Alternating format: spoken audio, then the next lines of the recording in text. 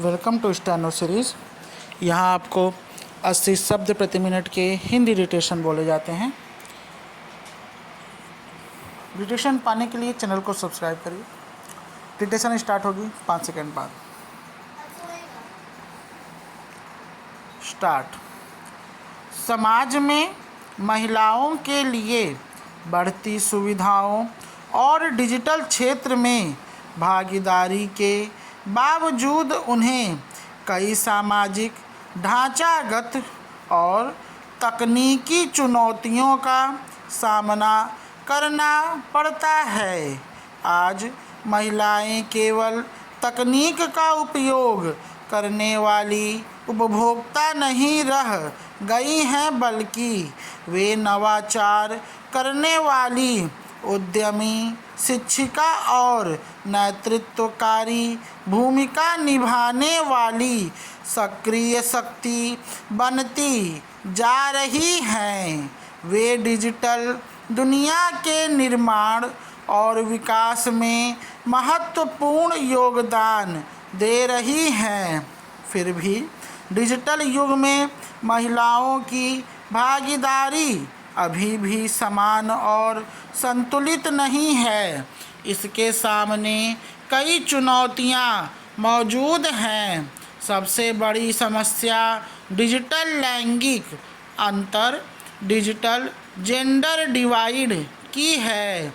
दुनिया के कई हिस्सों, विशेषकर विकासशील देशों में महिलाओं के पास पुरुषों की तुलना में स्मार्टफोन, कंप्यूटर और इंटरनेट की सुविधाएं कम उपलब्ध हैं।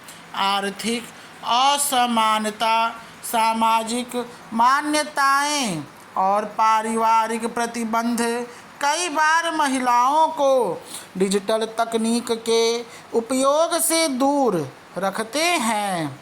तकनीकी नेतृत्व में महिलाओं की कम उपस्थिति एक गंभीर चिंता का विषय है।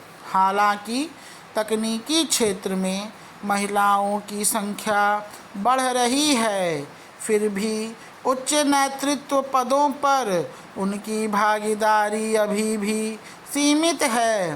कई बार लैंगिक भेदभाव, असमान अवसर और कार्यस्थल पर पक्षपात जैसी स्थितियां महिलाओं के करियर विकास में बाधा बनती हैं। वेतन असमानता, मार्गदर्शन की कमी और सहयोगी कार्य वातावरण का अभाव भी महिलाओं के सामने चुनौतियां खड़ी करता है। पैराग्राफ। सांस्कृतिक और सामाजिक परंपराएं भी कई बार महिलाओं की डिजिटल भागीदारी को प्रभावित करती हैं। अनेक समाजों में महिलाओं से अपेक्षा की जाती है कि वे घरेलू जिम्मेदारियों को प्राथमिकता दें और पेशेवर या तकनीकी क्षेत्रों में कम समय दें। ऐसी सामाजिक धारणाएं महिलाओं को नए अवसर की खोज से रोकती हैं। इन चुनौतियों को दूर करने के लिए समाज के सभी वर्गों को मिलकर प्रयास करने होंगे। सरकारों को ऐसी नीतियां बनानी चाहिए जो सस्ती इंटरनेट सेवाएं, मजबूत डिजिटल ढांचा और लैंगिक समानता को बढ़ावा दें। तकनीकी कंपनियों को ऐसे डिजिटल प्लेटफॉर्म विकसित करने चाहिए जो ग्राहकों के लिए सुरक्षित हों और साइबर उत्पीड़न को रोकने के प्रभावी उपाय प्रदान करें। शैक्षणिक संस्थानों को लड़कियों को उचित अवसर प्रदान करना चाहिए। पैराग्राफ। भारत में समय समय पर महिलाओं के उत्थान और विकास के लिए नई नई योजनाओं को अमली जामा पहनाया गया।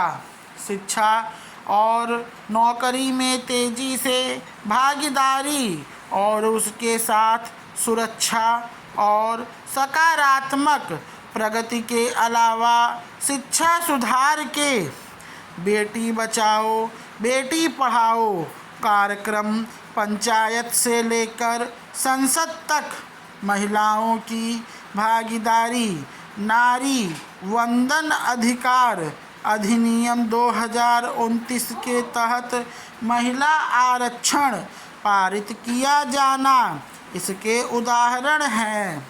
इसी तरह देश भर के स्कूलों में महिलाओं के लिए अलग से शौचालय न होने पर गंभीरता से कार्य कर रही है। विभिन्न क्षेत्रों में महिलाएं भी कंधे से कंधा मिलाकर संघर्ष कर रही हैं। इस भावना को आगे बढ़ाते हुए महिलाओं को आदर और सम्मान के साथ प्रेरणा दी जानी चाहिए। स्टॉप।